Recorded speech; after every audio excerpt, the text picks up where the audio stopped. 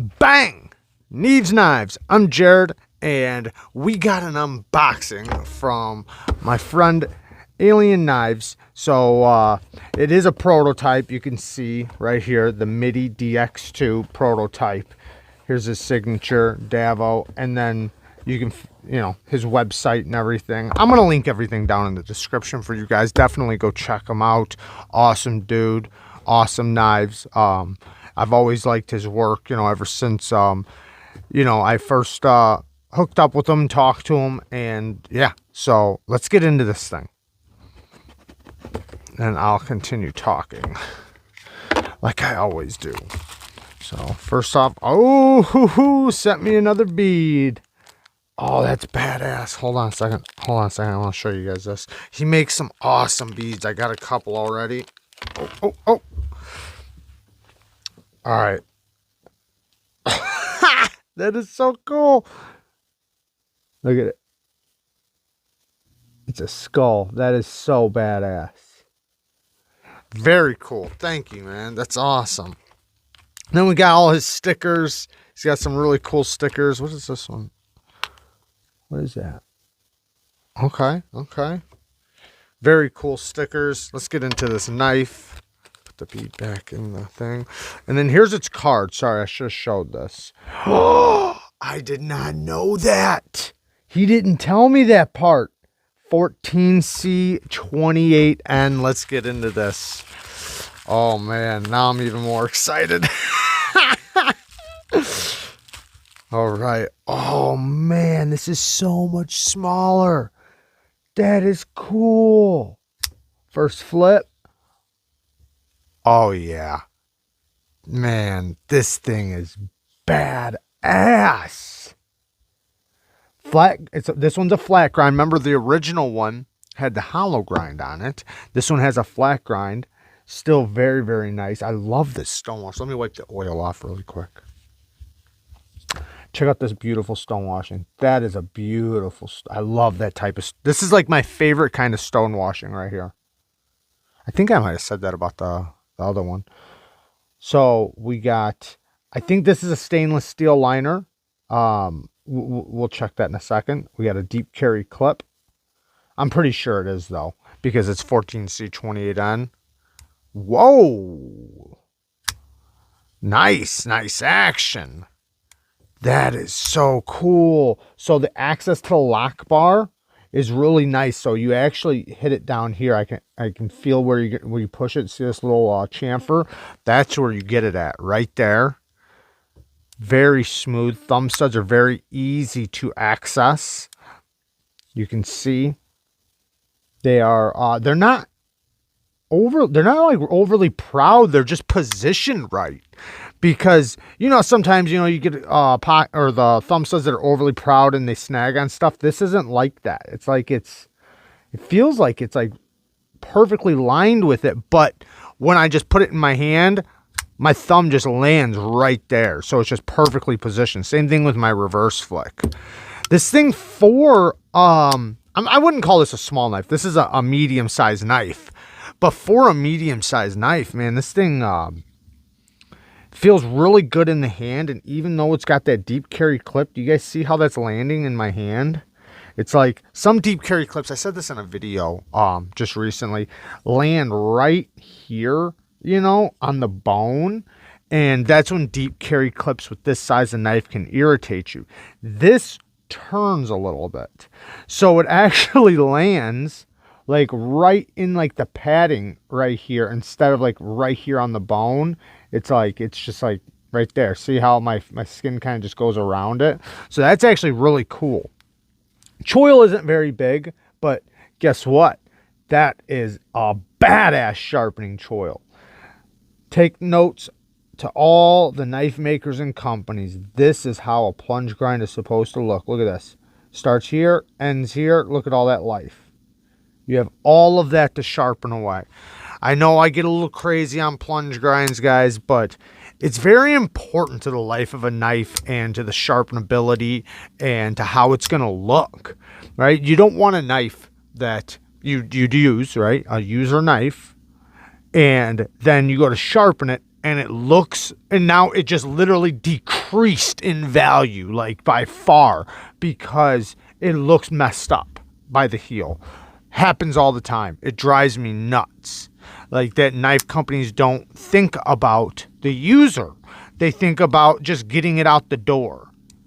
Man, that detent is nice. This is a very, very well tuned detent. Look at this.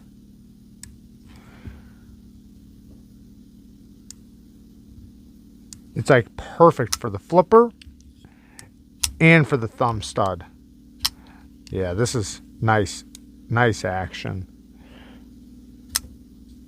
I'm hoping one of these days he does a full size with a hole. I think that'd be so sweet. Like I'm talking about like where it's just the hole, you know, no flipper. I think that would be an awesome model from him. I'd love to see that. This thing is sweet. Let's check the stop pin. Nice size stop pin, especially for this size knife. That's a healthy stop pin. Yeah, I'm liking it, guys. And unlike the original was a frame lock, if you guys remember. I don't have it here, but if I had it here, I have it, but I just don't have it right here. So, it's a frame lock with a titanium liner on this side, but it had a G10 scale. So if you guys remember, it was a titanium liner and a frame. Kind of like how a Hinder would be if it had a G10 show side. It still has a titanium liner underneath the G10. This thing's very sweet. Love the blade shape. Fantastic blade shape. And look at that. I know I've been talking about this quite a bit. Excuse me, guys. The tip being lined up right with the center of the pivot. It's very close to it. Sorry, my camera's trying to focus on other stuff. It's right there with it. I like that a lot.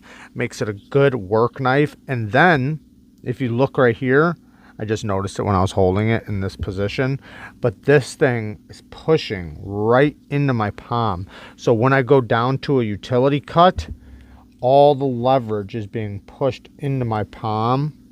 That's nice. It's very nice. And I technically can use this, especially if I hold it back like this, but it's not, I don't think it's meant for a finger. I mean, I guess just, you know, for small cuts or whatever, but you're still good like this, you know, and you can always prop it up if you need to. Nice pinch grips. Let's check the reverse grip. Very similar in the reverse grip to the full size one. Man, I like it. Listen to that lock up. Very cool. Very cool. I think he did a hell of a job on this. And I think this was a great idea. I'm so happy he used 14C. That is awesome. Because 14C is just an incredible steel. It's such a good steel for pocket knives, folders. I mean, it was originally made for razor blades, and it was made to be heat treated easily and fast. Obviously, because it was made for razor blades, which technically originally it was made to be heat treated on an assembly line. Think about that. Think about how easily a steel has to heat treat to be heat treated on an assembly line. So it's literally a steel made to be heat treated on a production scale. So when we're talking about production knives, what better than a steel that's actually made? Because a lot of the steels we're dealing with lately, they're not made to be heat treated on a production level. They're just not. I know some are good, and a lot of companies are doing a lot better job than they have in the past, and sometimes it just takes time for companies to get good at it.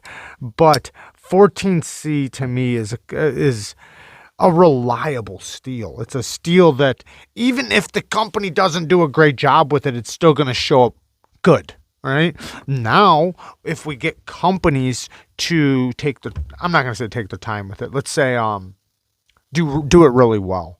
Bring up the HRC, say instead of 55 to 59, make it at 61, you know, or whatever, you know, like just where they or like if we think about like from a custom maker, how good can a custom maker do 14C?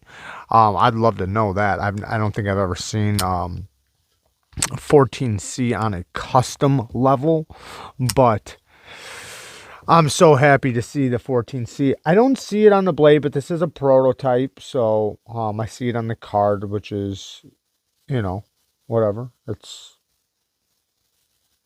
yeah, I don't see it, but regardless, the card says it. So, and like I said, this is a prototype. I'm not sure if he's decided on anything changing at all.